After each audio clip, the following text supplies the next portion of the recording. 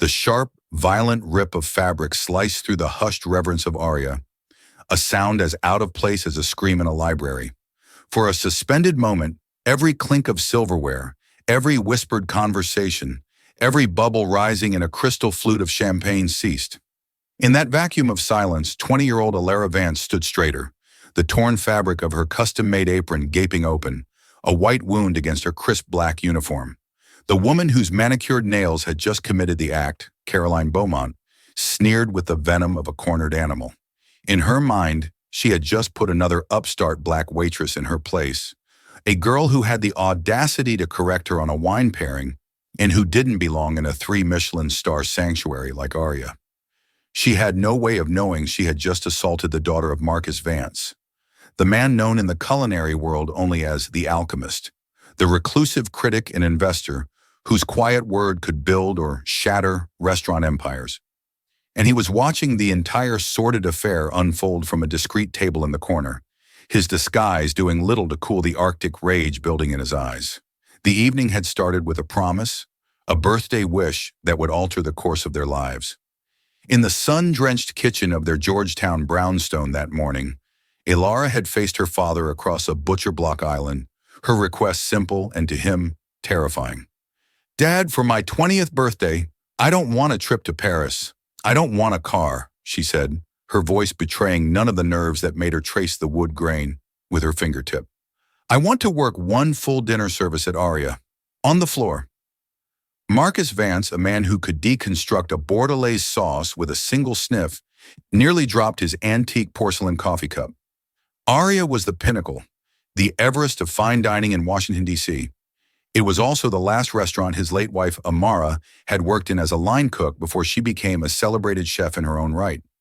Amara, a brilliant black woman in the overwhelmingly white, male-dominated kitchens of the late 90s, had faced a litany of slights and outright prejudice that had forged her into a warrior clad in a chef's coat. "Your mother fought tooth and nail to get out from the front of the house and into the kitchen," Marcus said, his voice a low rumble. He studied his daughter, seeing Amara's defiant chin and unwavering gaze staring back at him. "She endured things in those dining rooms. Things I never want you to experience." "That's precisely why I have to do this," Alara countered, her spine stiffening. She had inherited her mother's passion and her father's analytical mind, a formidable combination. "Mom broke down barriers in the kitchen so I could have the choice to be anywhere I want. I want to understand what she went through. I want to feel the pressure, to walk where she walked, to earn my place for one night. Not as your daughter, but as myself." She had been working for 2 years at a respectable but far less prestigious bistro, learning the ropes, but this was different. This was the big league. The debate that followed was a quiet storm of paternal protection versus a daughter's fierce need for independence. Marcus's every instinct was to cocoon her, to use the immense influence he'd cultivated over 3 decades to ensure she never felt the sting of a dismissive glance or a condescending tone. But Alara's argument was a direct echo of Amara's philosophy. "How can I develop the skin of a rhino if you keep me in a velvet box?" Finally, after an hour, Marcus relented, but his agreement came with a set of rigid conditions that would prove both a blessing and a curse. "You go in under an assumed name. You handle every interaction yourself. No special treatment. No one knows who you are. The manager, Dubois, owes me a favor. He'll hire you for the night as a trainee, but that's all. If you're going to walk in her shoes, you will do it on your own 2 feet. You will find your strength not through my name, but in spite of its absence." Alara's eyes, the color of dark honey, lit with a fire of pure determination. "That's all I ask, Dad." What she didn't know was that Marcus had already made a reservation at Aria for that same night, under a false name he used for his anonymous reviews. He would honor his promise not to interfere, to remain a ghost at the feast, but he would be damned if he'd let his only child, the living legacy of his great love, face the world's ugliness completely alone, even if she never knew he was there. The 2 weeks leading up to her birthday were a whirlwind of intense preparation. Alara didn't just review the menu, she absorbed it. She studied the wine list until she could recite vintages and tasting notes in her sleep. She spent hours in their home kitchen, practicing her plating, her pour, her silent, efficient movements. This wasn't just about being a waitress. It was about demonstrating a deep, ingrained respect for the craft, a knowledge that flowed in her veins. Her father had once told her that true excellence is a language that transcends prejudice. She intended to be fluent. One evening while quizzing her, Marcus watched her identify a single misplaced tarragon leaf in a complex sauce he'd prepared. "Your palate, it's your mother's," he murmured, a rare crack in his stoic facade. She could taste the soul of a dish. This inherited gift, this almost supernatural ability to discern flavors, had been a secret bond between them since her childhood. It was a skill honed not in culinary school, but at her mother's side and at her father's table. She wasn't just a waitress playing a part. She was an artist in a different uniform. The night of her birthday arrived, thick with the electric tension of a looming storm. Standing before the mirror in the staff changing room at Aria, Elara adjusted the crisp black uniform. The apron, a pristine white linen, was special. It was a gift from her father, a replica of the one Amara had designed for her own staff when she opened her restaurant. Simple, elegant, and functional.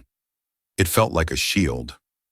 Marcus, sitting in his corner booth, adjusted the brim of his hat, feeling the familiar cold knot of the professional critic in his stomach mixed with the hot, terrifying anxiety of a father. He saw Elara step onto the floor, her posture perfect, her expression a mask of calm professionalism. She was Amara reincarnated, ready to face the fire. Was he making a catastrophic mistake? "Service is strength," Elara whispered to herself, repeating her mother's mantra. "They can try to diminish you, but they can't diminish your craft." The first hour of service was a symphony of controlled chaos, and Elara was a flawless performer. She moved with an economy of motion that belied her youth, her recommendations insightful, her service impeccable. She noticed an elderly gentleman struggling to read the menu in the dim light and discreetly brought him a small, powerful reading light from the host stand. She overheard a woman at another table mention a severe allergy to nightshades and, before taking their order, had a quiet word with the kitchen to ensure there would be no cross-contamination, a detail that earned a grateful nod from the head chef. Jean-Luc Dubois, the formidable general manager, watched her from his post near the kitchen, a flicker of surprise in his normally impassive eyes. He had agreed to this favor for Marcus Vance with deep reservations, expecting to spend the night cleaning up after an amateur. Instead, he was witnessing a prodigy. The girl had an uncanny intuition, a sixth sense for the rhythm of the dining room. Then at precisely 8 o'clock, Caroline Beaumont swept in, not so much walking as conquering the space. Her husband, a deflated-looking man named Arthur, trailing in her wake. At 56, Caroline was a woman marinated in generational wealth and curdling resentment. Her world, once a fortress of unquestioned privilege, felt like it was under siege.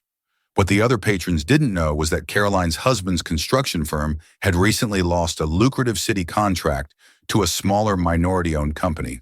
The loss was a source of deep humiliation, a wound Caroline nursed with a balm of bitter prejudice. She saw diversity initiatives, inequity programs, not as progress, but as a personal attack on her family's legacy. The conflict began subtly, a series of paper cuts. "Is this the best table you have?" she asked, looking at the perfectly situated banquette with disdain. When Elara approached, Caroline's eyes flickered over her, a micro-expression of dismissal that was as sharp as a slap. "Good evening. My name is Elara, and I will be your server tonight. May I start you with some water, perhaps a glass of champagne?"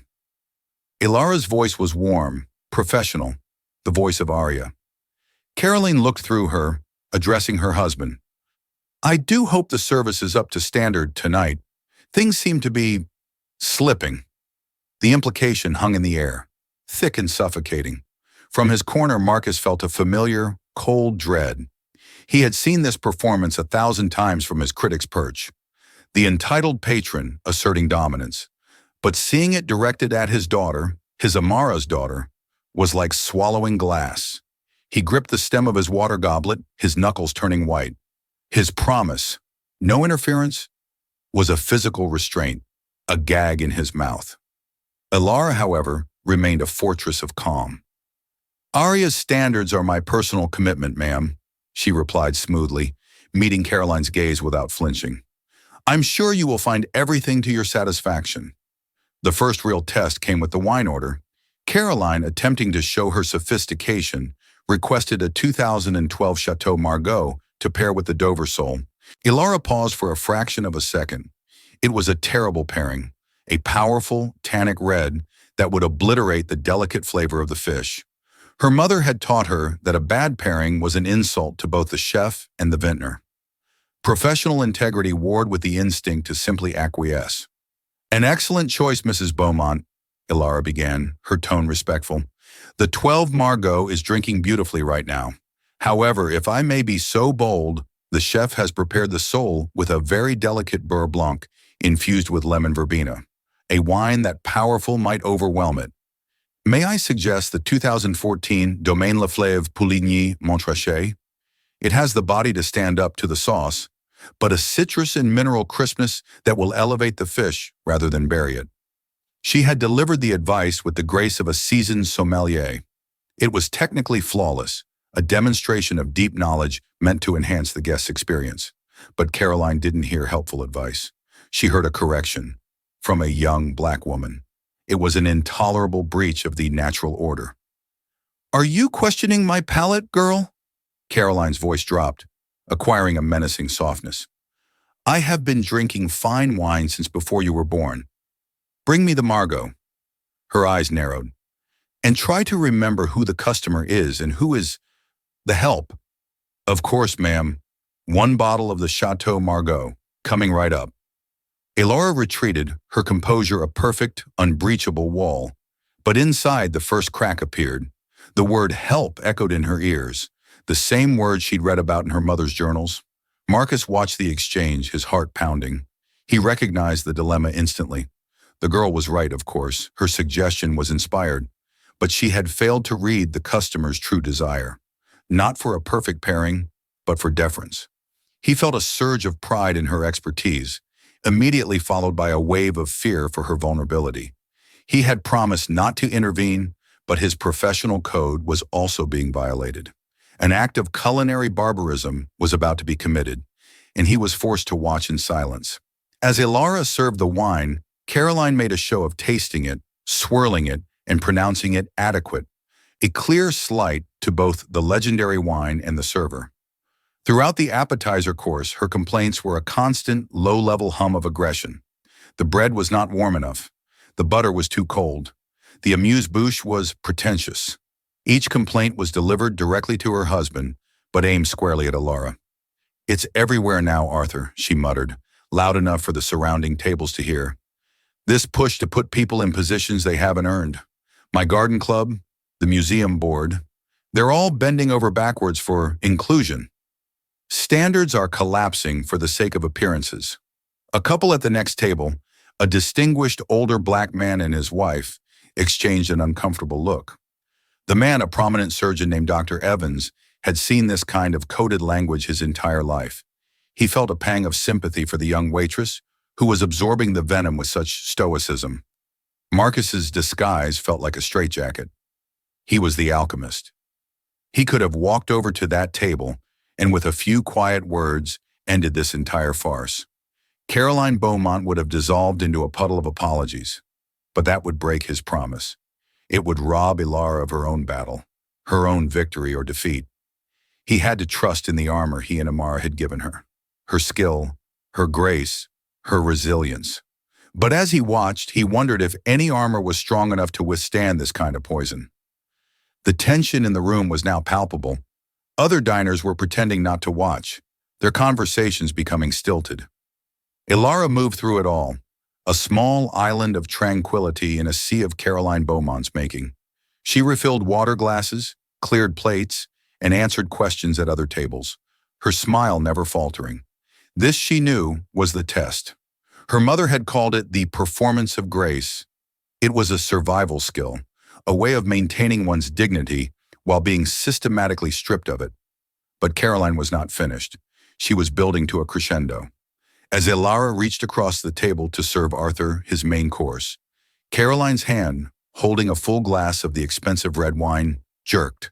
The dark liquid sloshed over her hand and arced through the air, painting a violent crimson stain across the pristine white of Ilara's apron. "Oh, my heavens!" Caroline exclaimed, her voice dripping with false concern. "How dreadfully clumsy of you! You bumped my arm." The lie was audacious, breathtaking in its blatant dishonesty. Dr. Evans, who had a clear view, saw it plainly. Caroline's hand had moved with deliberate, targeted precision. A collective gasp went through the nearby tables. Mr. Dubois started moving from across the room, his face a thundercloud. "Ma'am, I assure you I did not touch your arm," Ilara said, her voice quiet but firm, the first hint of steel showing through the velvet. The wine was already soaking through the linen, cold against her skin. "Don't contradict me," Caroline snapped, her voice rising. "You people are always making excuses. You make a mistake, and then you try to blame the customer. It's a classic case of incompetence followed by belligerence." The slur, "you people," landed like a physical blow. Dr. Evans put his napkin down on his plate, his appetite gone. His wife placed a restraining hand on his arm. From his corner, Marcus actually began to rise from his seat. The promise was shattering. The critic was gone, and only the father remained. He saw his daughter stained and publicly accused, and the instinct to protect, to destroy the source of her pain, was overwhelming. But then he caught Ilara's eye from across the room. It was a fleeting glance, but the message was clear. "Let me handle this. I have to." He sank back into his chair, his body rigid, his hands clenched into fists on the table. The internal war was tearing him apart. He had let her walk into this ambush. Was this strength building, or was it cruelty? Ilara looked down at the stain, a dark, ugly bloom on the symbol of her mother's legacy. She then looked back at Caroline, her professional mask uncracked. "Please excuse me, I will go change my apron and return to complete your service," she said, her dignity a weapon Caroline could not comprehend. She turned and walked towards the staff area, every eye in the restaurant following her. She didn't run. She didn't stumble. She walked with the posture of a queen leaving a battlefield. In the sterile confines of the staff bathroom, the facade finally crumbled. Ilara locked the door and leaned against it, her breath coming in ragged gasps. She looked at her reflection in the mirror, the stained apron, the forced smile now trembling at the edges. The humiliation was a physical thing, a hot, coiling nausea in her stomach. Tears welled, hot and angry. She gripped the cold porcelain of the sink, her mother's voice a vivid memory, a story told late one night after a particularly grueling service. "Baby, some people will look at you and decide your worth before you even open your mouth. They will try to make you feel small, like you're an intruder in their world. Don't let them. Your skill, your knowledge, your grace, that's your power. Service is strength. It's the ultimate act of control in a situation where you feel powerless." "Service is strength," Ilara whispered to her reflection. "Empowerment through adversity." She took a deep breath, then another. She splashed cold water on her face, the shock of it grounding her. She unfastened the ruined apron, folding it carefully as if it were a sacred relic. She would not let that woman break her. She would not let her tarnish her mother's memory. This was more than a dinner service now. It was a declaration of her right to exist in this space. When Ilara returned to the dining room, she wore a standard issue, plain white apron from the restaurant's supply. It didn't fit as well, and it lacked the personal significance, but it was clean. It was a fresh start. She approached the Beaumont's table, her spine ramrod straight, but Caroline was waiting, ready for the kill. She had seen Ilara's momentary retreat not as a display of professional dignity, but as a sign of weakness. As Ilara drew near, Caroline stood, blocking her path to the table, creating a deliberate public confrontation near the bustling kitchen entrance. "I've been thinking," Caroline said, her voice low and conspiratorial, yet loud enough for those nearby to hear. "I don't think you have what it takes. This world, it isn't for you. All this posturing," she gestured around the opulent dining room, "this performance of elegance, it's just a costume for you, isn't it? You're playing dress up." Ilara placed the water pitcher she was holding onto a nearby serving station, turning to face Caroline fully. The moment had arrived. The final boundary was about to be crossed. Mrs. Beaumont, Ilara began, her voice devoid of its earlier warmth, now cool and precise as a surgeon's scalpel. My performance, as you call it, is my profession. The costume is my uniform. I have earned my place on this floor tonight through knowledge and skill. Your discomfort with my presence seems to be a personal issue, not a professional one. The directness of the retort, the refusal to be cowed, seemed to short-circuit Caroline's brain. Her carefully constructed facade of aristocratic disdain cracked, revealing the raw, ugly prejudice beneath. "Don't you dare speak to me of what's personal," she hissed, her face contorting with a rage that was shocking in its intensity. "My husband's legacy is being dismantled by your kind. My world is being invaded by people who haven't earned a thing, who are given everything because of what they look like. You think you've earned this? You've earned nothing." That's when she lunged. Her hands, adorned with heavy, cold rings, shot out and grabbed the front of Ilara's simple, clean apron. "This," she shrieked, her voice cracking, "this is what you are, a pretender." And with a vicious, two-handed tug, she ripped the fabric. The sound, a sharp, guttural tear, was the final punctuation mark on her campaign of hate. It echoed through the dining room, a sound of violation so profound that it silenced everything. Time seemed to freeze. Ilara stood there, the torn halves of her apron hanging limply, exposing the black uniform beneath. The assault was complete. It wasn't about wine or service or competence anymore. It was a physical act of humiliation, prejudice made manifest. Dr. Evans was on his feet in an instant. "That is assault," he boomed, his voice resonating with authority. "You just assaulted a member of the staff." A young woman at a nearby table, a food blogger who had been discreetly filming the interaction since the wine incident, now held her phone up openly. The red recording light a baleful eye. Mr. Dubois was sprinting towards them, his face a mask of horror. In the corner, Marcus Vance's promise to his daughter vaporized in a flash of white-hot paternal fury. The critic was dead. The father was unleashed. But before anyone could reach them, Ilara, even in that moment of profound shock and violation, found her voice. She didn't shrink. She didn't cry. She stood her ground, her gaze locking onto Caroline's with an intensity that made the older woman flinch. "You mean a black waitress, don't you, Mrs. Beaumont?" she said, her voice quiet. Yet it carried across the silent room with the force of a thunderclap. "Stop hiding behind your coded little words. Say what you really mean." Caroline, perhaps finally realizing the enormity of what she'd done, took a half step back, her face suddenly pale.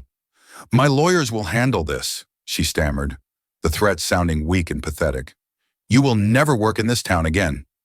It was at that moment that the figure in the corner booth stood up. Slowly, deliberately, Marcus Vance removed his hat and his glasses. The low, ambient light of the restaurant caught the silver at his temples and the unmistakable, severe lines of his face, a face known from the jackets of his best-selling books and his rare television appearances. He began to walk towards the confrontation, his steps measured and silent, but each footfall landed with the weight of an earthquake. The food blogger gasped, her phone wavering. "Oh my God," she whispered to her companion. That's the alchemist." Mr. Dubois, who had just reached Ilara's side, saw him, and all the color drained from his face. The owner of the restaurant, the celebrity chefs, the city's elite, they all feared and revered this man. The CEO of this establishment was on vacation, unreachable. For all intents and purposes, God had just walked into his dining room, and he looked angry. "That's my daughter you just assaulted." The words were not shouted. They were spoken with a deadly Arctic calm that was far more terrifying than any yell. They dropped into the stunned silence of Aria, like stones into a frozen lake, shattering the surface. Every head turned. Caroline Beaumont stared, her expression shifting from smug defiance to utter confusion, then to the dawning, sickening horror of a person realizing they have just walked off a cliff. Marcus Vance stopped beside Ilara, placing a protective hand on her shoulder. His presence filled the space, an aura of immense, understated power that came not from inherited wealth, but from 3 decades of being the most respected and feared palate in the world. I didn't, Caroline stammered, her arrogance evaporating like steam. I am Marcus Vance, he continued, his voice still level, each word a perfectly enunciated indictment. You are in a restaurant that holds 3 Michelin stars in no small part because of my reviews. You have just committed a criminal act of assault against my daughter on her 20th birthday, on my aircraft carrier, so to speak. The revelation sent a shockwave through the room. Dr. Evans's jaw dropped. Marcus Vance, the alchemist. That means she's... Oh, Lord, she must be Amara's child. He remembered Amara Vance, the brilliant chef who had died too young, a culinary supernova. Marcus nodded slowly, his gaze never leaving Caroline's terrified face. My wife, Amara, faced people like you her entire career. She endured the whispers, the condescension, the outright racism with a grace that I could never muster. She died 5 years ago. Before she did, I promised her our daughter would be shielded from the ugliness she had to face. His voice thickened with emotion for a split second. I broke that promise tonight because Alara wanted to earn her own way, to prove her own strength. And what did I learn? He looked down at his daughter with an expression of fierce, bottomless pride. I learned she is stronger than her parents combined. Caroline's frantic attempts at damage control began immediately. I didn't know. I had no idea. I'm going through a terrible time. My husband's business. I've been under so much stress. You didn't mean what? Ilara stepped forward, standing shoulder to shoulder with her father, her torn apron a badge of honor. You didn't mean to call me you people? You didn't mean to imply I was incompetent? You didn't mean to assault me? Or did you just not mean to do it to someone whose father has power? The hidden identity reveal had fundamentally altered the laws of physics in the room. This was no longer just a case of a racist patron abusing a waitress. This was a titan of an industry witnessing a feral attack on his heir, and the rules of engagement had just been rewritten in blood and ink. Mr. Vance, Mr. Dubois approached, his voice trembling slightly. Security is on their way. We've called the police. Good, Marcus said, pulling out his phone. But let me make a few calls of my own. His thumb moved across the screen with lethal precision. Jean-Pierre, it's Marcus. We need to talk about your review in the Times next week. There's been an incident at Area. Yes, an incident that reflects deeply on the management's ability to protect its staff. Hold that thought. He dialed another number. Eleanor, darling, Vance, I'm breaking my no interviews rule. I have a story for you that is going to be on the front page of tomorrow's paper. It's about what happens when privilege becomes a pathology. Caroline's phone began to buzz in her purse, a frantic, incessant vibration. The whisper network of the DC elite was already on fire. The food blogger's video was likely already going viral. The social architecture of her life was being dismantled, beam by beam in real time. Please, she begged, her voice now a pathetic whine. I'll apologize. I can pay for any damages. I'll make a donation. You will face the consequences of your actions, Marcus interrupted, his voice like chipping ice. Mr. Dubois, how many customer complaints has Mrs. Beaumont lodged in the past year? The manager, eager to be useful, didn't hesitate. 6, Mr. Vance, all of them directed at female staff of color. A pattern of behavior, Dr. Evans added, stepping forward. Mr. Vance, I am Dr. Julian Evans. My wife and I witnessed the entire exchange, including the deliberate spilling of the wine and the final assault. We will be more than happy to give a statement to the police.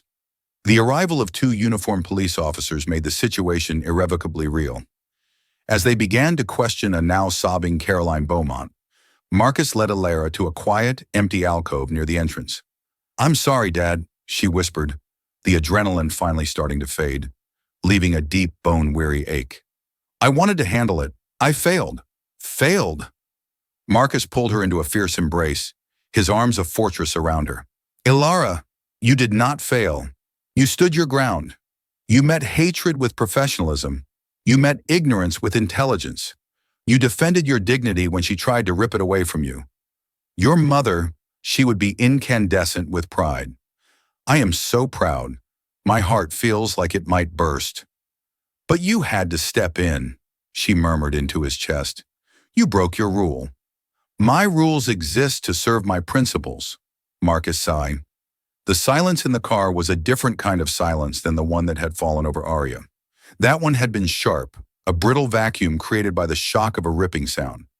This silence was dense, heavy, and filled with the unspoken words of a father and a daughter navigating the jagged landscape of a world that had just been irrevocably altered. Marcus drove, his knuckles white on the leather steering wheel, his gaze fixed on the rain-slicked Washington, D.C. streets that swam in and out of the halo of the streetlights. He was no longer the alchemist, the detached arbiter of taste. He was a man drowning in a sea of guilt, each drop of rain on the windshield a fresh accusation. Beside him, Ilara stared out the passenger window, not seeing the familiar monuments or the blurred lights of the city she loved. She saw a reflection, a ghost superimposed on the cityscape, her own face, pale and taut, and behind it, the snarling, contorted mask of Carolyn Beaumont's rage. She could still feel the phantom sensation of the woman's rings, cold and hard against her chest through the fabric, the shocking intimacy of the violation. Her body hummed with a strange, high-frequency vibration, the lingering resonance of adrenaline and shock. She pressed a hand to her sternum, half expecting to feel the tear in her skin, not just in the linen. "I should have stopped it sooner," Marcus said, his voice a low, gravelly thing, torn from the depths of him. The words seemed to physically pain him.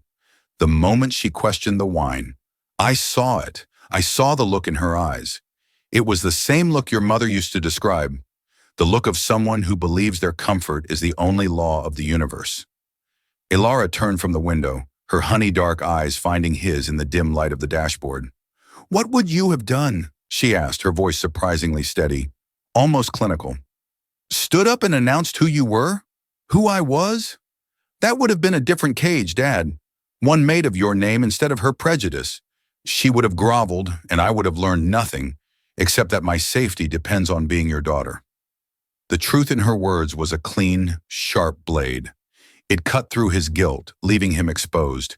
He had wanted to give her a controlled experiment, a single night to walk in her mother's shoes, but he had forgotten that you cannot control the variables of human cruelty. He had built a fortress around her for 20 years, and on her birthday, he had sent her on a reconnaissance mission outside the walls, only to watch a barbarian storm the gate. "I put you in that cage," he insisted, his voice cracking. "I let you walk in there so you could find your strength, and all I did was lead you to a slaughter." "No," Ilara said, and her voice gained a new timbre, a resonance that hadn't been there when they'd left the brownstone that morning. It was the sound of iron being forged. "You didn't put me in the cage. You just finally let me see the bars that were always there. For Mom, for Dr. Evans, for the hostess who seated us, for every person who has to calculate the cost of their own dignity against the price of a customer's ego.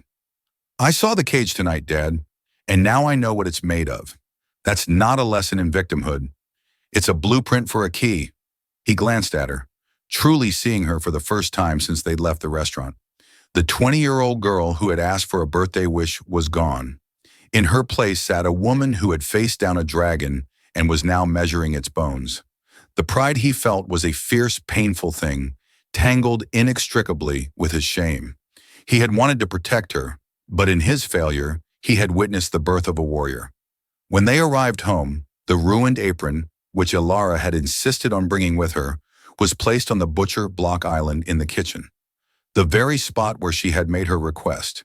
It lay there under the warm kitchen lights, the crimson stain a dark, arterial wound, the violent tear a gaping mouth. It looked like the evidence of a crime, which Ilara thought it was. The crime wasn't just the rip or the stain, it was the intention behind them. It was a physical manifestation of a desire to reduce her, to unmake her, to deny her very presence in that space. Neither of them slept. The night was a long conversation, punctuated by the brewing of coffee and the relentless buzzing of Marcus's phone. The story had broken. The food blogger's video was a viral firestorm. News alerts lit up their screens. The alchemist's daughter assaulted at 3 Michelin-star restaurant. Caroline Beaumont, wife of developer Arthur Beaumont, arrested following racist tirade. Their quiet, curated world had been detonated. By sunrise, their lawyer, Alani Hassan, a woman whose calm demeanor masked a mind like a steel trap, was in their kitchen, sipping black coffee and laying out a battle plan. "The criminal case is strong," Alani said, her pen tapping a rhythm on a legal pad. "We have multiple witnesses, we have video, and Dubois has already provided a sworn affidavit about her history of complaints. The hate crime enhancement is a lock. The civil suit is where we define the narrative. What do you want, Ilara? Beyond justice for yourself, what is the goal?" Ilara looked at the apron on the island. "I don't want her money for myself," she said slowly, the idea taking shape as she spoke it. Taking it would feel like accepting that there's a price for what she did. And there isn't. But there's a cost the entire industry pays when it allows this behavior to fester. "I want to use her resources to fix the system that empowers people like her." Marcus watched her, a slow, profound understanding dawning on his face. This wasn't about revenge.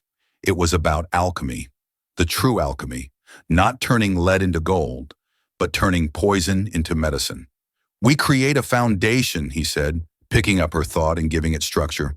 "A legal defense fund, scholarships, a watchdog group. We use the settlement to build a shield for every person who doesn't have a Marcus Vance to call." Alani smiled, a rare, brilliant flash of light. "The Amara Vance Initiative," she said, writing it at the top of her notepad. "It has a nice ring to it. A jury will find that very compelling." The weeks that followed were a crucible. Ilara's life was bifurcated. By day, she was the central figure in a legal and media maelstrom, giving depositions, sitting for carefully selected interviews with her father by her side, her voice growing stronger and more articulate with each retelling. She learned to speak of her humiliation without reliving it, to frame the incident not as a personal tragedy, but as a systemic symptom. But by night, when the house was quiet and the lawyers were gone, the mask would slip. She would find herself replaying the moments, the sneer, the condescending tilt of Caroline's head, the word girl. The trauma had left fine, hairline fractures in her composure. She would wake up from dreams where she was trying to scream, but no sound would come out. It was in those quiet, dark hours that she would go to the kitchen and look at the apron. One night, unable to sleep, she took it from the island and held it. The linen was soft. The stain faded to a brownish ghost of its former self. She traced the jagged edges of the tear with her finger. It was an ending, a violation. But what if it wasn't? The next day, she found a textile artisan, an elderly Japanese woman named Kyo, who worked out of a small sunlit studio filled with silks and brocades. Ilara laid the apron on a long wooden table. "It was torn," Ilara said simply. "I want it mended." Kyo ran a finger, gnarled with age and wisdom, along the rip. She didn't ask how it happened. Her eyes saw the story in the fabric. "A simple stitch will close the wound," she said, her voice soft like worn velvet. "But it will always show the scar.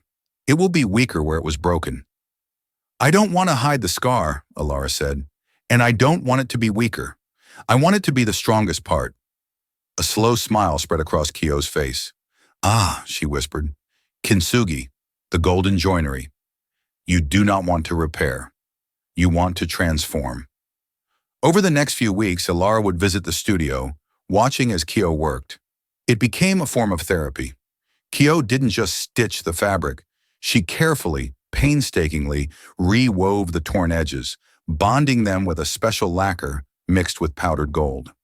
She explained the philosophy as she worked, that an object is more beautiful for having been broken, that its history is part of its character, not something to be concealed. "We do not pretend the break never happened," Kyo said, her needle flashing. "We illuminate it. We honor the resilience it takes to come back together. The gold is not a disguise. It is a celebration of the journey." Ilara watched the shimmering golden seam take shape, a beautiful, brilliant scar. She realized she was doing the same thing with her own life. She was taking the broken pieces of that night, the humiliation and the anger, and was meticulously binding them together with the gold of purpose. The foundation was her kintsugi. The legal proceedings concluded not with a dramatic trial, but with the quiet, crushing weight of overwhelming evidence. Caroline Beaumont, facing a public shaming and a guaranteed conviction, accepted a plea deal. The civil settlement was massive, a silent multi-million-dollar admission of guilt that was immediately funneled into the nascent Amara Vance initiative. A letter arrived at the brownstone a week later. It was from Caroline. The handwriting was a spidery, barely controlled scrawl. It was not the confident script of a woman who signed large checks. It was the writing of someone whose world had shattered. "Miss Vance," it began, "I have been told by my lawyers and my therapist that I owe you an apology. I am sorry for my actions that night. I was not myself. My husband's business, the stress, it was too much. I never knew who you were. If I had known, of course, I never would have." Ilara stopped reading. That was the core of it. If I had known. The apology was not for the act itself, but for the act's unfortunate consequences, for having chosen the wrong target. The prejudice wasn't the disease. It was just a symptom of a deeper sickness, the belief that some people mattered and others did not. She folded the letter and placed it in a drawer. She would not reply. Her reply was the work she was doing. Her reply was the life she was building. 5 years later. The name on the front of the restaurant wasn't Amara's. It was Kintsugi. The restaurant itself was a physical embodiment of the philosophy. It was built in a reclaimed warehouse in a part of D.C. that the food critics rarely visited. The design incorporated the building's history. Old brick walls were left exposed. Cracks in the concrete floor were filled with gleaming brass, and a massive bar was crafted from a single ancient oak tree that had been struck by lightning, its charred split heart filled with luminous resin. It was a space that celebrated scars. The kitchen was Ilara's symphony. It was loud, hot, and harmonious. Her staff was a mosaic of the world, graduates of the initiative, culinary dreamers who had been given a chance they might never have had otherwise. Her head of pastry was a Syrian refugee. Her sommelier was a young woman from Appalachia with a savant-like palate. Her chef de cuisine was a man who had learned to cook in a prison kitchen program that the initiative now funded. They were not her employees, they were her partners. On opening night, Marcus Vance sat at his usual corner table, though this was not Aria. This room was alive with a different energy. It was not the hushed, reverent silence of elite dining. It was vibrant, filled with laughter and the clatter of a community coming together. He watched Ilara move through the room. She was 25, but she moved with the serene authority of a master who had nothing left to prove. She straightened a young server's collar, shared a quiet laugh with a guest, and tasted a sauce from the past, with a focused intensity that was pure Amara. At the end of the night, long after the last guest had departed, Ilara joined him at his table. She placed 2 glasses and a bottle of Domaine Le Fleuve Pouligny Montrachet on the table, the very wine she had recommended to Caroline Beaumont. "To opening night," Marcus said, raising his glass. The pride in his voice was a vast, bottomless ocean. "To new beginnings," Ilara countered, her eyes sparkling. They sat in comfortable silence for a moment, the sounds of the kitchen being broken down a familiar lullaby. "I was thinking about her tonight," Ilara said softly. "Caroline," Marcus waited. "I used to think the goal was to make sure people like her face consequences. And it is. But it's not the whole story. The real goal, it's to build a world where her opinion of me is irrelevant, where my worth isn't something she can grant or withhold or try to rip away. A world where I am not defined by her hatred, but by my own craft, by my own joy." She looked around the beautiful, imperfect, resilient room she had built. "I think we're getting there."